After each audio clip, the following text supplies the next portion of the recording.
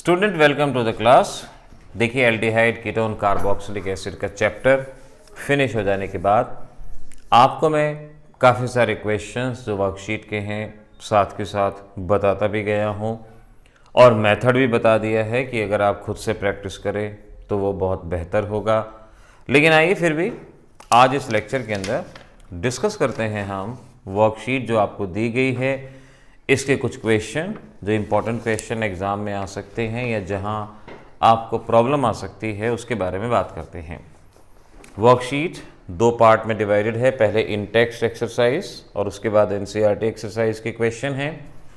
इन text exercise में question number 12.3 ये हमारा हो चुका है।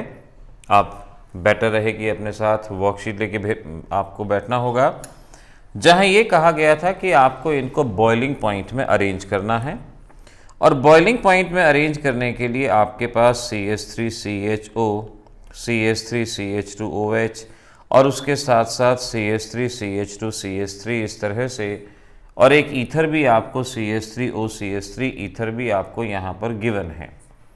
तो आप यहाँ पर क्या करेंगे, किस तरह से क्वेश्चन ये बता चुका हूँ मैं। सबसे पहले हाइड्रोजन बॉन्डिंग आप देखते हैं, हाइड्रोजन बॉन्डिंग एल्कोहल के अंदर है, इसका बॉइलिंग पॉइंट सबसे ज़्यादा होगा। फिर आप वंडर वाल फोर्सेस या पोलर कैरेक्टर देखते हैं, आपके पास इथेनॉल है और ईथर है। पता लगाइए किसका मॉलिक्यूलर मास ज़्यादा होगा और जिसका मॉलिक्यूलर मास ज़्यादा होगा उसका बॉइलिंग पॉइंट ज़्यादा होगा। इस तरह से हमारा ये क्वेश्चन ऑलरेडी डन हो चुका था। सबसे लोवेस्ट बॉइलिंग पॉइंट प्रोपेन का, सबसे ज़्यादा बॉइलिंग पॉइंट एल्कोहल का, ये हमारे पास बचता है। Question number in text exercise का 12.4 arrange in the order of nucleophilic reaction. और न्यूक्लियोफिलिक रिएक्शन का क्वेश्चन भी मैंने एल्डिहाइड के लास्ट लेक्चर में आपको बता दिया था कि किस तरह से +I -I इफेक्ट के बेसिस पे ये सॉल्व होता है। तो 12.3 12.4 ये ऑलरेडी डन है, एल्डिहाइड के लास्ट लेक्चर के अंदर आपने इनको किया था।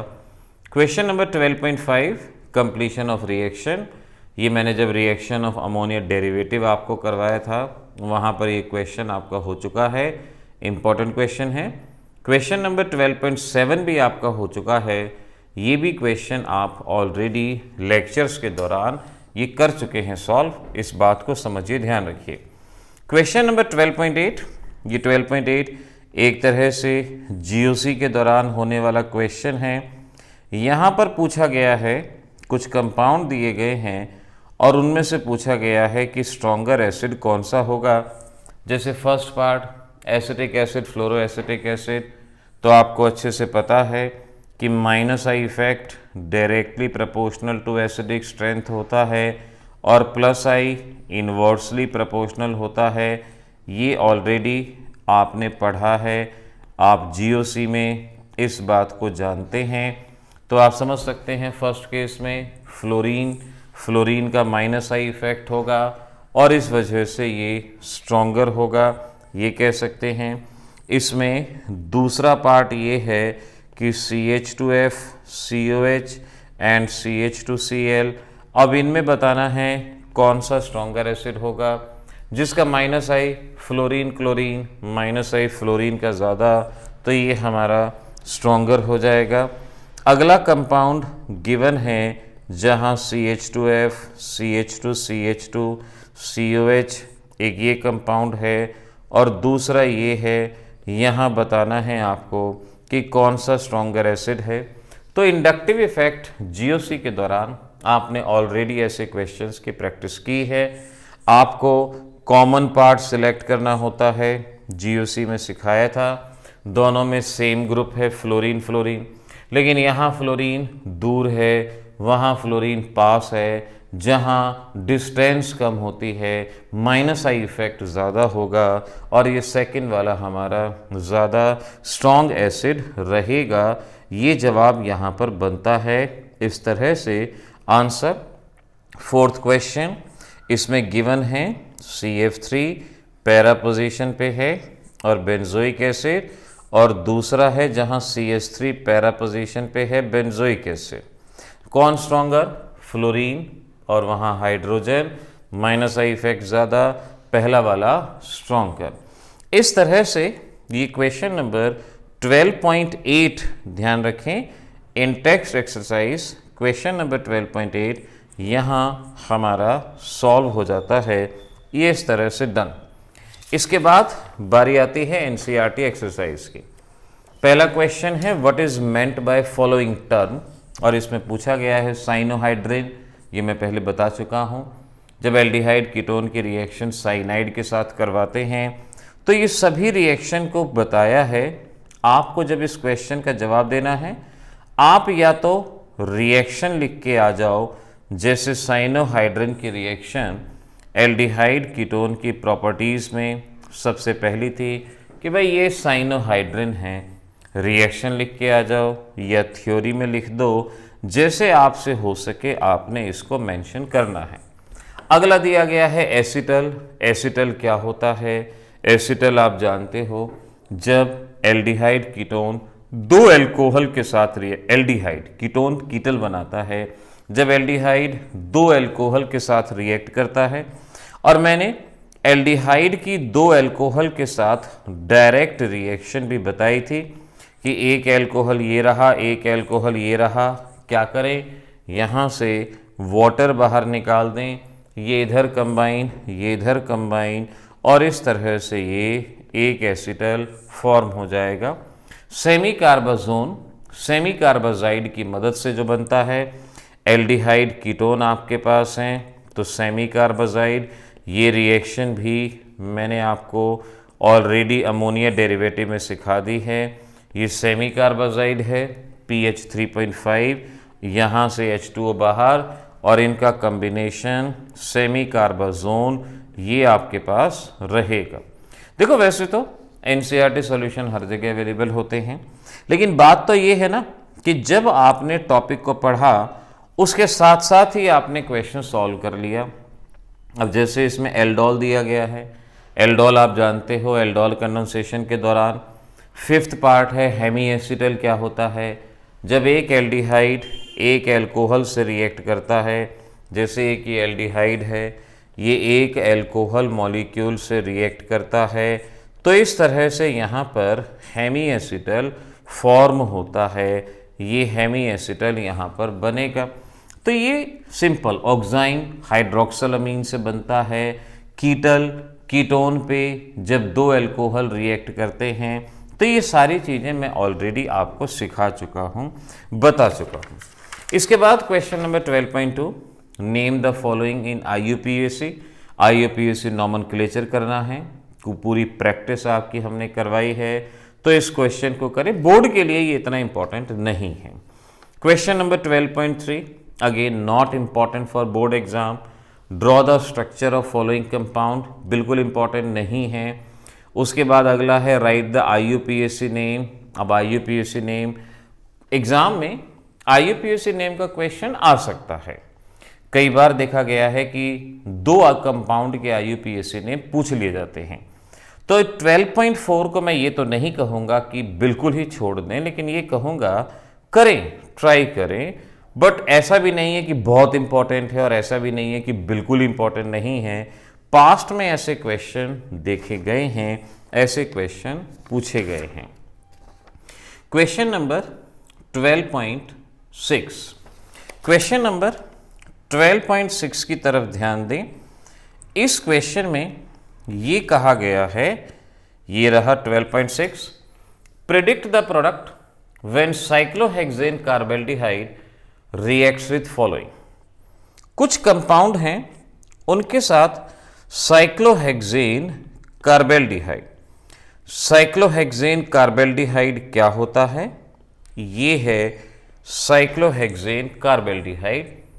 इसकी रिएक्शन ग्रिग्नार्ड रिएजेंट के साथ, इसकी रिएक्शन टॉलिंस रिएजेंट के साथ, यानी अलग अलग कंपाउंड के साथ इसकी रिएक्शन आपको प्रिडिक्ट करनी है। सभी चीज़ें आप जानते हो, कोशिश कर लेते हैं, एक बार ट्राई कर लेते हैं। पहला है PHMgBr यानी ग्रिग्नार्ड रिएजेंट। अब ग्रिग्नार्ड रिएजेंट ड्राई ईथर में होता है। ग्रिग्नार्ड रिएजेंट की स्प्लिटिंग आप जानते हो, MgBr इधर जाएगा, pH कार्बन पे जाएगा, तो शुरुआत में आपके पास बनेगा कार्बन CH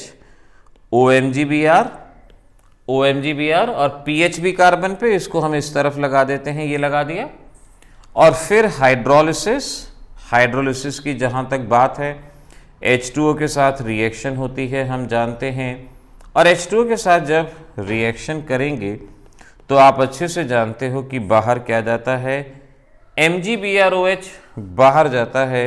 ये तो गिरगनार्ड रिएजेंट, शुरू से ऐसे ही हाइड्रोजन इधर और इस तरह से ये CH OH pH, ये आपको कंपाउंड यहाँ पर मिलेगा। पहली रिएक्शन ऐसे हो जाएगी। दूसरी रिएक्शन टॉलिंस रिएजेंट। अब टॉलिंस रिएजेंट में ये मैं इसको ऐसे लिख देता हूँ, कार्बेल्डिहाइड है। टॉलिंस रिएजेंट भी आपको सिखा रखा था, उसी की तरह यहाँ रिएक्शन फिर से लिखवा देता हूँ।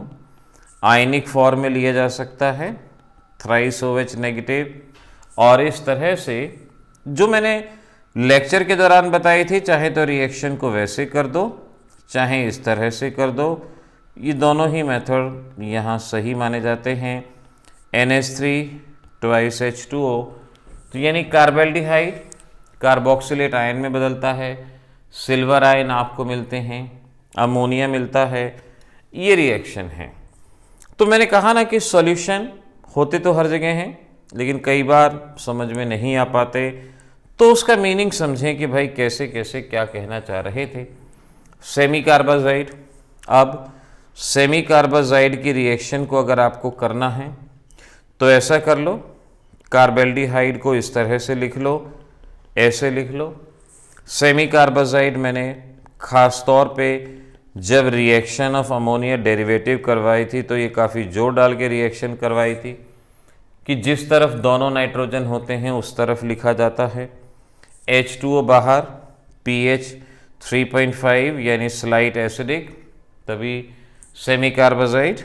और फिर इस रिएक्शन में CH double bond N NH CONH2, ये प्रोडक्ट हमारा बनेगा। तो यकीन मानो कि इस चैप्टर में जिस तरह के क्वेश्चन हैं आपने ऑलरेडी इनके बारे में पढ़ा है, प्रैक्टिस की ज़रूरत है। आपने बेसिक प्रोसीजर पहले इनका पढ़ा है, ज़रा सी प्रैक्टिस और करेंगे, लिख के देखेंगे, हर एक्सरसाइज का क्वेश्चन इसका सॉल्व होगा। अगला क्या है, एक्सेस ऑफ इथेनॉल, यानी एल्डिहाइड पे excess of ethanol, alcohol, excess of alcohol है तो एसिटल बनना है। अब एसिटल बनने के लिए मैंने आपको अभी बताया था, क्या करो, एल्डिहाइड, एक इथेनॉल, एक और इथेनॉल, दो ले लो, और यहां से H2O बाहर गया और एक इधर कनेक्ट, एक इधर कनेक्ट, और इस तरह से ये CH OC2H5 OC2H5, ये आपका एसिटल यहां पर बन गया, एक्सेस ऑफ इथेनॉल के साथ रिएक्शन, ये डन। अब आती हो अगर रिएक्शन पता हो तो है ही क्या इसके अंदर, अगला बताओ। देखो अगली रिएक्शन चेक करो, कौन सी रिएक्शन है, ZnHgHCl, क्लेमेंसन रिडक्शन। और क्लेमेंसन रिडक्शन में जब मैंने सिखाया था तो मैंने कहा था 4 हाइड्रोजन, कैसे कैसे, एक ऑक्सीजन और 2 हाइड्रोजन, H2O बाहर जाता है और बचे हुए दोनों हाइड्रोजन कार्बन पे, एक पहले है, 2 और आगे, और इस तरह से ये मिथाइल साइक्लोहेक्सेन यहां पर फॉर्म होगा, बनेगा। तो ये हमारा क्वेश्चन नंबर 12.6 इस तरह से यहां हो जाएगा। क्वेश्चन नंबर 12.7 पहले ही आपको बताया जा चुका है कि इनमें से किस कंपाउंड में एल्डोल कंडेंसेशन होगी, किस में कैनिजारो। ये मैं ऑलरेडी कैनिजारो वाली और एल्डोल वाली जो लेक्चर थे वहाँ पर बता चुका हूँ। क्वेश्चन नंबर 12.8, इथेनॉल से ब्यूटेन 1,3 डायोल वगैरह बनाना है, एल्डोल कंडेंसेशन वाले लेक्चर में ये हो चुका है। Question number 12.9, right the structure formula and name of 4 possible aldol condensation product. ये भी एल्डोल कंडेंसेशन वाले में क्वेश्चन आपका हो चुका है, तो ये क्वेश्चन ऑलरेडी डन है, इनको ध्यान रखो। 12.10 ये एक वर्ड प्रॉब्लम है। ऐसी वर्ड प्रॉब्लम आपके ऑर्गेनिक में 5-6 प्रॉब्लम ऐसी हैं और उम्मीद होती है कि इन 5-6 प्रॉब्लम में से कोई एक प्रॉब्लम आपके एग्जाम में जरूर आ जाए। तो यहां इस चैप्टर में से ये 2 प्रॉब्लम हैं जो आपके एग्जाम के इंपॉर्टेंट प्रॉब्लम हैं। या तो इनको समझोगे तो तभी जब आपको ऑर्गेनिक की रिएक्शन काफ़ी हद तक याद हैं, तभी आप ऐसी प्रॉब्लम को समझ के सॉल्व कर सकते हो। लेकिन अगर आपको पिछली रिएक्शन याद नहीं है तो ऐसे में तो रिकमेंड यही होगा कि जो आंसर बताया जाए उसको अच्छे से याद कर लो। लेकिन अगर अंडरस्टैंड करके करते हो तो वो ज़्यादा बेहतर होता है। देखो इस तरह के क्वेश्चन में क्या होता है, an organic compound with molecular formula C9H10O। यहां ये कहा गया है कि C9H10O है, ये 2,4-DNP डेरिवेटिव बनाता है, यानी ये 2,4-DNP 2,4-डाइनाइट्रोफिनाइल हाइड्राजीन से रिएक्ट करता है और ये 2,4-DNP डेरिवेटिव बनाता है। बहुत ज़रूरी है कि पहले स्टेटमेंट को इस तरह से लिख लिया जाए, जो कहा गया है उसे लिख लिया जाए। रिड्यूसेस टॉलिंस रिएजेंट, यानी इसकी रिएक्शन टॉलिंस रिएजेंट के साथ भी होती है, ये टॉलिंस रिएजेंट के साथ भी रिएक्ट करता है, प्रोडक्ट बनाता है। एंड अंडरगो कैनिजारो रिएक्शन, इसके ऊपर कैनिजारो रिएक्शन भी होती है। ये इंफॉर्मेशन है कि भाई ये कंपाउंड इससे भी रिएक्ट करता है, टॉलिंस रिएजेंट से भी रिएक्ट करता है, कैनिजारो रिएक्शन भी होती है। और जब इसका ऑक्सीडेशन करवाया जाता है, जब इसका ऑक्सीडेशन करवाते हैं KMnO4H2SO4 के साथ, तो ये 1,2 di carboxylic acid, benzene di carboxylic acid, इस तरह का कंपाउंड ये देता है। आपको ये सारी रिएक्शन शो करनी है कि ये क्या है, ये क्या है, ये आपको बताना है। देखो जहां तक अंडरस्टैंडिंग की बात है, क्योंकि ये 2,4-DNP से रिएक्ट कर रहा है, तो या तो ये एक एल्डिहाइड होगा या कीटोन होगा, एल्डिहाइड होगा या कीटोन होगा, क्योंकि 2,4-DNP से एल्डिहाइड कीटोन रिएक्ट करते हैं। तो पहली स्टेटमेंट से ये बात साबित होती है। टॉलिंस रिएजेंट को साथ रिएक्शन हो रही है। अब टॉलिंस रिएजेंट से रिएक्शन अगर हो रही है तो इसका मतलब ये एल्डिहाइड है। पहले वाले से अंदाजा लगाया कि ये एल्डिहाइड या कीटोन हो सकता है, दूसरे वाले से कंफर्म हो गया कि ये एल्डिहाइड है क्योंकि टॉलिंस रिएजेंट के साथ रिएक्ट कर रहा है। कैनिजारो रिएक्शन, कैनिजारो रिएक्शन वहां होती है जहां अल्फा हाइड्रोजन नहीं होता, यानी ये जो एल्डिहाइड ग्रुप है उसके नेक्स्ट कार्बन पे हाइड्रोजन नहीं है। ये बात साबित होती है नो अल्फा हाइड्रोजन। बेशक से साथ में आप लिख सकते हो इन बातों को कि इससे ये साबित होता है कि कोई अल्फा हाइड्रोजन नहीं है, इससे ये साबित होता है कि एल्डिहाइड है, और इससे ये साबित होता है कि या तो ये एल्डिहाइड है या ये कीटोन है। इससे ये साबित होता है, इससे ये एल्डिहाइड है, इसमें अल्फा हाइड्रोजन नहीं। और KMnO4 की रिएक्शन से आप जानते हो कि साइड चेन ऑक्सीडाइज हो जाती है COH में। मैंने आपको जब भी KMnO4 की रिएक्शन बताई है तो यही कहा है कि जो भी साइड चेन होती है वो COH में ऑक्सीडाइज होती है।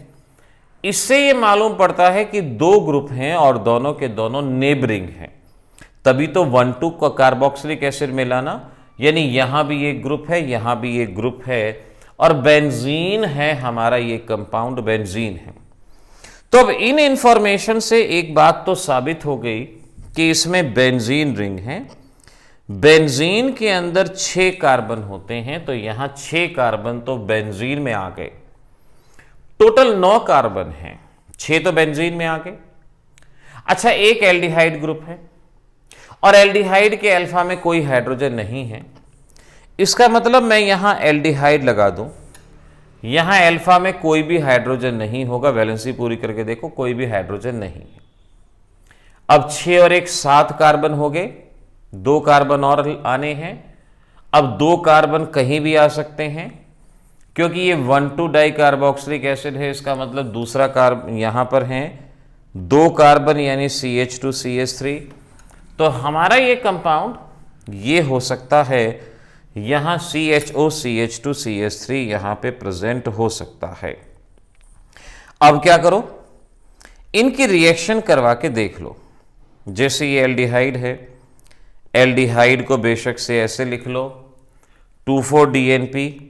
आप जानते हो 2,4-DNP ये होता है 2,4-डाइनाइट्रोफिनाइल हाइड्रोजीन। तो इसके साथ एक रिएक्शन दिखा दो कि भाई H2O बाहर जाएगा, और H2O के बाहर जाने से CH nitrogen NH 2,4-DNP derivative ये बनेगा, और यहाँ CH2CH3 ये हमारा फर्स्ट सीक्वेंस का प्रोडक्ट बना। टॉलिन्स रिएजेंट, टॉलिन्स रिएजेंट के साथ रिएक्शन कैसे होती है, पहले ये रिएक्शन दिखा दिया आपने, फिर क्या करो, दोबारा से बेशक से इसको दिखाओ कि CHO C2H5 टॉलिन्स रिएजेंट। आप जानते हो मैंने अभी भी बताया था, ये है आपके पास। अब इसके ऊपर टॉलिन्स रिएजेंट क्या करता है, इसको कार्बोक्सिलेट आयन में कन्वर्ट करता है, CO negative C2H5 twice silver 4NH3 twice H2O, इस तरह से ये यहाँ पर फॉर्म हो जाएगा टॉलिन्स रिएजेंट के साथ रिएक्शन। फिर किसके साथ दिखानी है, कैनिज़ारो। कैनिज़ारो रिएक्शन के लिए हम जानते हैं, मैं ये बीच में रिएक्शन हटा देता हूँ, आपको एक ये रिएक्शन दिखानी है। कैनिज़ारो में आपको बताया है एक का रिडक्शन, एक का ऑक्सीडेशन, यानी यहाँ पर अल्फा हाइड्रोजन नहीं है तो ये कैनिज़ारो रिएक्शन में पार्टिसिपेट करेगा। कैनिज़ारो में कंसंट्रेटेड NaOH का इस्तेमाल करते हैं, और इसकी स्प्लिटिंग मैंने सिखाई थी कि यहाँ का H, एक H इधर जाएगा, एक H इधर जाएगा, तो एक मॉलिक्यूल एल्कोहल बनेगा CH2OH C2H5, और ONA यहाँ आएगा, और इस तरह से ये CONA C2H5 ये हमारा प्रोडक्ट। तो अगर आप रिएक्शन इसमें कैनिज़ारो दिखाएंगे तो ये हो जाएगी 2,4-DNP की होगी, ऐसी अलग से लिखनी है, टॉलिन्स रिएजेंट अलग से लिखना है, और ये इस तरह से आपको बताना है। अगली रिएक्शन है इसमें ऑक्सीडेशन, ऑक्सीडेशन दिखाना है, तो फिर वही कंपाउंड लेंगे CHO C2H5 और KMNO4 H2SO4। इसमें बताया था अगर अल्फा हाइड्रोजन है जो यहाँ भी है यहाँ भी है, तो दोनों की दोनों चेन ऑक्सीडाइज हो जाती हैं कार्बोक्सिलिक एसिड में, और इस तरह से हमारा ये कंपाउंड यहाँ पर बनता है, फॉर्म होता है। तो ये हमारा एक क्वेश्चन था, वर्ल्ड प्रॉब्लम, क्वेश्चन नंबर 12.10 ये मैंने आपको बता दिया। एक होमवर्क में आप करेंगे 12.11, ये इसी तरह का क्वेश्चन है, वर्ल्ड प्रॉब्लम है, आपको बताया गया है, पहले खुद से ट्राई करो, सोचो। C8H16O है, डाइल्यूट सल्फ्यूरिक एसिड के साथ कार्बोक्सिलिक एसिड और एल्कोहल दे रहा है। कार्बोक्सिलिक एसिड और एल्कोहल सिर्फ एस्टर से ही मिलते हैं, यानी वो कंपाउंड हमारा एक एस्टर होगा जिसपे डाइल्यूट सल्फ्यूरिक एसिड की रिएक्शन से एसिड और एल्कोहल मिला होगा, ये हिंट है, यानी पहला कंपाउंड एस्टर बनाओगे। फिर कहा गया है कि ऑक्सीडेशन ऑफ एल्कोहल से एसिड मिलता है, तो ये रिएक्शन ट्राई करनी है आपको, इंपॉर्टेंट। देखो वर्ड प्रॉब्लम प्रैक्टिस से ही बनती है, पहले खुद से ट्राई करो, नहीं तो इसके सॉल्यूशन आपकी बुक में भी अवेलेबल होंगे। लेकिन बुक में सॉल्यूशन देखने से पहले एक बार खुद से ट्राई करना बनता है, ये ट्राई ज़रूर होना चाहिए। मैं हिंट दे देता हूं कि आपके पास C8H16O ये कुछ इस तरह का कंपाउंड है। आप ज़्यादा ना हो सके तो कम से कम इस पे जो जो रिएक्शन दी गई हैं उन रिएक्शन को करके दिखा दो कि डाइल्यूट H2SO4 यानी हाइड्रोलिसिस से क्या बनेगा, फिर आगे क्या बनेगा।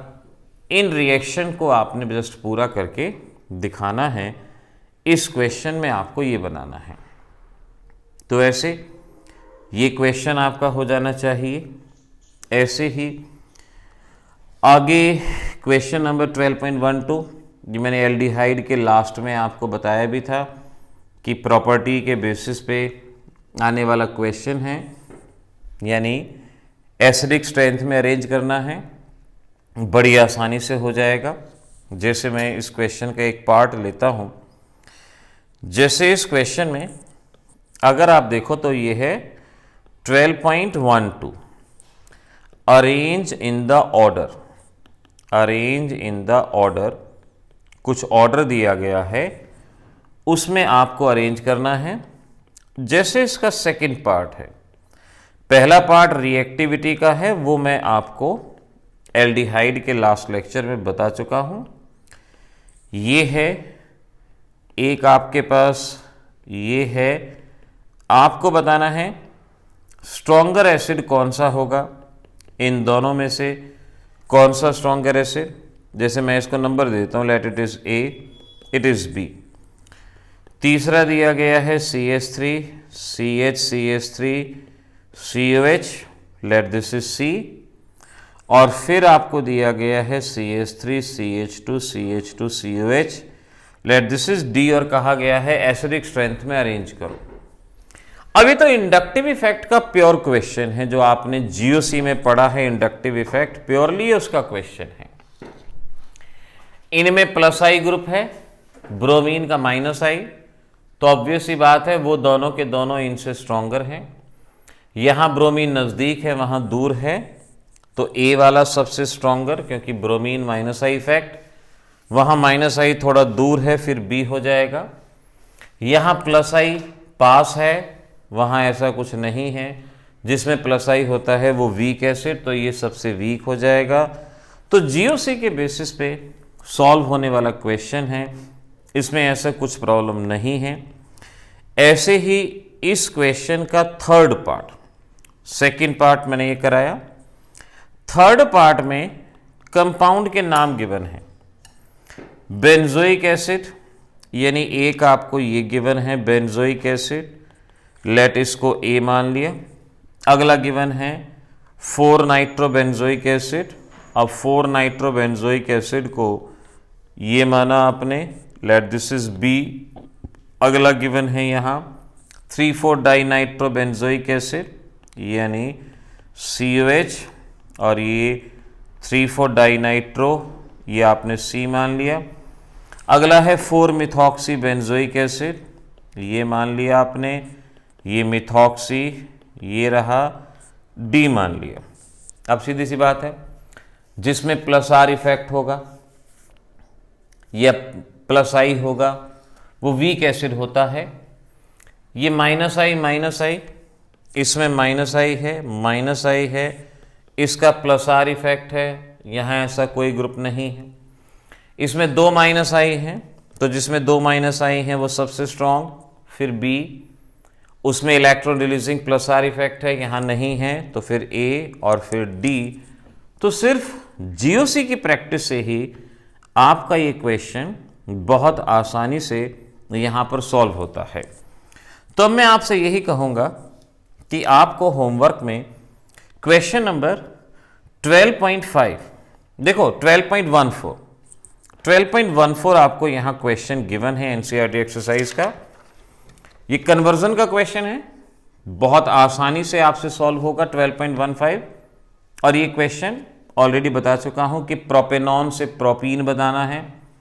पहला पार्ट है प्रोपेनॉन से प्रोपीन। तो देखो ये आप में से हर बच्चा कर सकता है। ये प्रोपेनॉन है और ये प्रोपीन बनाना है, कैसे बनाओगे? ऐसे सिंपल से कन्वर्जन। सिंपल, पहले निकल हाइड्रोजन की रिएक्शन कर दो, निकल हाइड्रोजन की रिएक्शन से ये बन जाएगा। अब क्या आप इस कंपाउंड से वो नहीं बना सकते? इतनी प्रैक्टिस आप कर चुके हो। क्या बाहर निकालना है? वाटर। और वाटर बाहर निकालने के लिए क्या चाहिए? Concentrated H2SO4। वाटर बाहर जाएगा और बड़ी आसानी से आपका प्रोपीन यहां पर बनेगा। तो ये इस तरह के कन्वर्जन है बेंजोइक एसिड से बेंजल्डिहाइड। अब यहां ये बेंजोइक एसिड है, इससे आपको बेंजल्डिहाइड बनाना है। कई मेथड हैं। पहला क्या कर सकते हो? SOCl2, SOCl2 से एसिड क्लोराइड बना सकते हो, और एसिड क्लोराइड से एल्डिहाइड के लिए रोजनमंड रिएक्शन। अब बात यही है बच्चों कि अगर आपने इन रिएक्शन को याद रखा हुआ है या प्रैक्टिस करी है तब तो ये पॉसिबल है, अदरवाइज नहीं। अदरवाइज आप इन कन्वर्जन को याद तो कर सकते हो लेकिन खुद से डेवलप नहीं कर सकते। PdBSO4 sulphur in boiling xylene, 2 hydrogen आते हैं, HCl बाहर जाता है और ये हाइड्रोजन इधर, और इस तरह से ये आपको यहां पर बनता है बेंजोइक एसिड से बेंजल्डिहाइड। ये यहां फॉर्म होगा ऐसे कर। ऐसे ही रिमेनिंग इथेनॉल से 3 हाइड्रोक्सी ब्यूटेन, ब्यूटेनल बनाना है इथेनॉल से। अब देखो बात फिर वहीं पर आके अटकती है। प्रॉब्लम ये बहुत अच्छी है। इथेनॉल आपको दिया गया है और इथेनॉल से क्या बनाना है? 3 हाइड्रोक्सी ब्यूटेनल। अब ये 3 हाइड्रोक्सी ब्यूटेनल क्या है? Beta hydroxy aldehyde. Beta hydroxy aldehyde यानी ये एल्डोल है, एल्डोल। अगर एल्डोल की प्रैक्टिस कर रखी है ना तभी तो पहचान पाओगे कि ये एल्डोल है। और एल्डोल किससे बनता है? एल्डिहाइड से। तो पहले इससे एल्डिहाइड बनाना है, उस पर एल्डोल कंडेंसेशन करनी है। यानी इथाइल एल्कोहल से एल्डिहाइड में कई मेथड बता चुका हूं, जिसमें से सबसे सिंपल कॉपर 573, H और H बाहर जाता है और इस तरह से एल्डिहाइड बनता है। पहला स्टेप। बेशक से दूसरा स्टेप अलग से दिखा दो कि ये जो एल्डिहाइड बना, ऐसे 2 मॉलिक्यूल आपस में रिएक्ट करेंगे in presence of dilute NaOH, और फिर एल्डोल कंडेंसेशन रिएक्शन, और एल्डोल कंडेंसेशन रिएक्शन के बाद ये आपको आपका डिजायर्ड कंपाउंड मिलेगा। चाहे तो कॉन्टिन्यूएशन में ही दिखाओ, चाहे ऐसे अलग दिखा दो, कोई समस्या नहीं है। तो ये इस तरह से आप बना सकते हो। ऐसे ही बेंजीन से Meta nitro acetophenone, Meta nitro acetophenone क्या होता है? ये बेंजीन है, बेंजीन से मेटा नाइट्रो। अब ये जो कंपाउंड है ना बच्चों, ये आपके इसी बात पे डिपेंड है कि क्या आप नोमेनक्लेचर अच्छे से जानते हैं या नहीं। अगर आपको मेटा नाइट्रो एसिटोफिनॉन नहीं पता तो आप नहीं बना सकते, अगर पता है तो बना सकते। पहले ये ग्रुप लगाओ। अब बेंजीन पे ये ग्रुप कैसे लगाया जाता है? Friedel craft acylation reaction, AlCl3 anhydrous, सभी जानते हैं क्या होता है इसमें? HCl बाहर, और इस तरह से ये एसिटोफिनॉन बनता है। अब नाइट्रो ग्रुप कैसे आता है? क्योंकि ये मेटा डायरेक्टिंग ग्रुप है। नाइट्रो ग्रुप का मतलब nitration, concentrated HNO3 and concentrated H2SO4। HNO3 को आप ऐसे लिख सकते हो HONO2, और इस तरह से यहां से H और OH बाहर जाएगा और NO2 यहां पर आ जाएगा, और आपका ये प्रोडक्ट यहां आसानी से बनेगा। ये प्रोडक्ट बनेगा, ये बना। अगला है बेंजल्डिहाइड से बेंजोफिनॉन बनाना है। चलो ये मैं और बता देता हूं, बाकी आप भी तो कुछ ट्राई करोगे। बेंजल्डिहाइड से ये बेंजोफिनॉन आपको बनाना है। ये बेंजोफिनॉन है। बस बात वही है कि स्ट्रक्चर पता हो, कैसे बनाओगे। अब खुद देखो, ये एल्डिहाइड और इस पे रिएक्शन करवाओ Grignard reagent, phenyl magnesium bromide, PHMgBr भी लिख सकते हो, ये मैंने अभी रिएक्शन करवाई भी थी आपको, ड्राई ईथर। ग्रिग्नार्ड रिएजेंट का अटैक ऐसे दिखा दो, यानी ये बेंजीन CH और ये OMgBr ये बना। हाइड्रोलिसिस HOH, MgBrOH बाहर और ये हाइड्रोजन कनेक्ट, और इस तरह से मैं स्पीसीज को ऐसे दिखा सकता हूं कि ये बनेगा, ये बनेगा, OH आ जाएगा, तो मैंने ऐसे लिख दिया, और इस पे कॉपर 573 केल्विन, इसका काम है H और H को बाहर निकालना, और इस तरीके से ये कन्वर्जन यहाँ इस केस में सॉल्व होगा, बेंजल्डिहाइड से बेंजोफिनॉन यहाँ बनेगा। तो ये इंपॉर्टेंट थे। अब इसमें 6th है ब्रोमोबेंजीन टू 1-फेनाइल इथेनॉल बेंजल्डिहाइड्स एटसेट्रा। अब ये 3 क्वेश्चन आप इसको खुद से सॉल्व करेंगे, खुद से इस क्वेश्चन को बताएंगे। क्वेश्चन नंबर 12.18, इसमें कहा गया है एक्सप्लेन करना है आपको। पहला पार्ट है cyclohexane on form cyanohydrin in good yield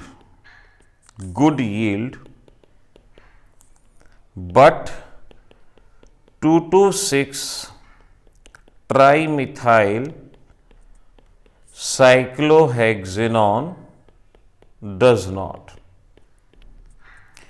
ये पहला पार्ट है इस क्वेश्चन का, जिसमें ये कहा गया कि अगर आप साइक्लोहेक्सेनॉन के साथ HCN की रिएक्शन करवाते हैं तो ये रिएक्शन बहुत आसानी से होती है और आपको साइनोहाइड्रिन बहुत अच्छी यील्ड में मिलता है। साइनोहाइड्रिन यानी ये बड़ी अच्छी यील्ड में मिलता है। लेकिन अगर आप इसी रिएक्शन को 2,2,6 ट्राइमिथाइल इसके साथ करवाते हैं तो रिएक्शन आसानी से नहीं होती, रिएक्शन में गुड यील्ड नहीं मिलती, ये कहा। अगर आप ध्यान से देखो तो ये जो क्वेश्चन है ये आपकी रिएक्टिविटी का क्वेश्चन है कि ये जल्दी से रिएक्ट कर रहा है और ये रिएक्ट नहीं कर रहा। तो इसका जो जवाब होगा वो मैंने एल्डिहाइड के लास्ट लेक्चर में रिएक्टिविटी वाला करवाया था, जहां यह बताया था कि रिएक्टिविटी डिपेंड करती है directly proportional to -I and inversely proportional to +I। और फिर मैंने एक और पॉइंट बताया था कि रिएक्टिविटी जितना स्टेरिक हिंड्रेंस ज्यादा होगा, स्टेरिक हिंड्रेंस यानी भीड़ भाड़, नंबर ऑफ कार्बन, तो हमारे इस कंपाउंड में 3-3 +I ग्रुप हैं। 3-3 +I ग्रुप की वजह से इसकी रिएक्टिविटी कम है, और क्योंकि यहां पर ग्रुप ज्यादा हैं ये अटैक होने नहीं देंगे, स्टेरिक हिंड्रेंस ज्यादा है, इसकी वजह से रिएक्टिविटी कम है। तो आंसर में क्या लिखोगे? In 2,2,6 trimethyl cyclohexanone reactivity is low, it is due to, जो मैं बोल रहा हूं वही लिखना है, it is due to number 1 3 +I methyl group, 3 +I methyl groups are present which decreases the reactivity, and number 2 because of 3 methyl groups steric hindrance takes place, attack of nucleophile is not easy। ये आपके इस first part का यहां पे जवाब होगा। Second part आप already कर चुके हैं। सेकंड पार्ट में है there are 2 NH2 group in semicarbazide, however only one involve in formation of semicarbazone। ये क्वेश्चन मैंने आपको अमोनिया डेरिवेटिव वाली रिएक्शन में बताया था कि एल्डिहाइड और कीटोन से जब सेमी कार्बाजाइड रिएक्ट करता है तो रिएक्शन सिर्फ और सिर्फ उस तरफ से होती है जहां पे 2 NH2 यानी ये वाला NH2। अगर आप इस रिएक्शन को ऐसे करवाना चाहो कि अमाइड वाला नाइट्रोजन यहां लाना चाहो तो ये रिएक्शन नहीं होती, डज नॉट टेक्स प्लेस, ये था। और इसका रीजन मैंने लिखवा रखा है, बिकॉज रेजोनेंस की वजह से यहां पार्शियल डबल बॉन्ड होता है, पॉजिटिव चार्ज होता है, और पॉजिटिव चार्ज की वजह से ये न्यूक्लियोफाइल नहीं रहता। तो आंसर में आपको ये पहले लिखवा चुका हूं, अगर दोबारा से लिखना हो तो इसका रेजोनेंस दिखा देना।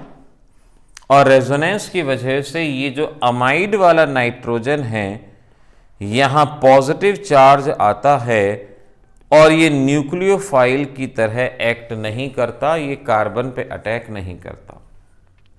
सो due to resonance amide nitrogen possess positive charge and it is no longer nucleophile, hence reaction does not takes place। ये हमारा सेकेंड पार्ट। इसी क्वेश्चन का तीसरा पार्ट है during preparation of ester, preparation of ester from carboxylic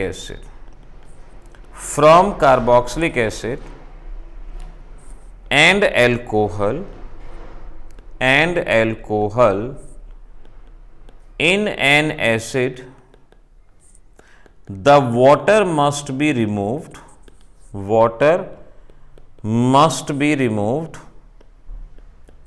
as soon as it is formed। ये question भी मैं esterification के दौरान एल्कोहल में करवा चुका हूं, फिर बता देता हूं। आपके पास कार्बोक्सिलिक एसिड है, ये एल्कोहल के साथ रिएक्ट करता है H2SO4 की प्रेजेंस में, वाटर बाहर जाता है और वाटर के बाहर जाने से एस्टर मिलता है, ये रिएक्शन एस्टेरिफिकेशन। लेकिन कहते हैं कि भाई वाटर को जल्दी से जल्दी बाहर निकाल दो, water must be removed as soon as it is form, because क्यों? क्योंकि ये एक रिवर्सिबल रिएक्शन है। अगर आप वाटर बाहर नहीं निकालोगे तो रिएक्शन बैकवर्ड हो जाएगी, और रिएक्शन अगर बैकवर्ड हो जाएगी तो आपको प्रोडक्ट नहीं मिलेगा। तो आंसर क्या लिखोगे? In order to prevent backward reaction, we remove water as soon as it is formed during this reaction। ये आपको करना है। अब होमवर्क में आप मेरे दिए गए इन क्वेश्चंस को सॉल्व करोगे। Which is more acidic? Which is more acidic and why? Reason भी चाहिए। Number 1, aliphatic carboxylic acid and benzoic acid, इनमें से कौन सा स्ट्रॉन्गर है? चाहे जीओसी के बेसिस पे जवाब देना। कार्बोक्सिलिक एसिड एंड एल्कोहल, इनमें से कौन सा स्ट्रॉन्गर है? और फिनॉल एंड बेंजोइक एसिड, इनमें से कौन सा स्ट्रॉन्गर है? ये आपने मुझे जवाब देना है। ये मुझे आंसर यहां पर रिक्वायर्ड है, ये आंसर चाहिए।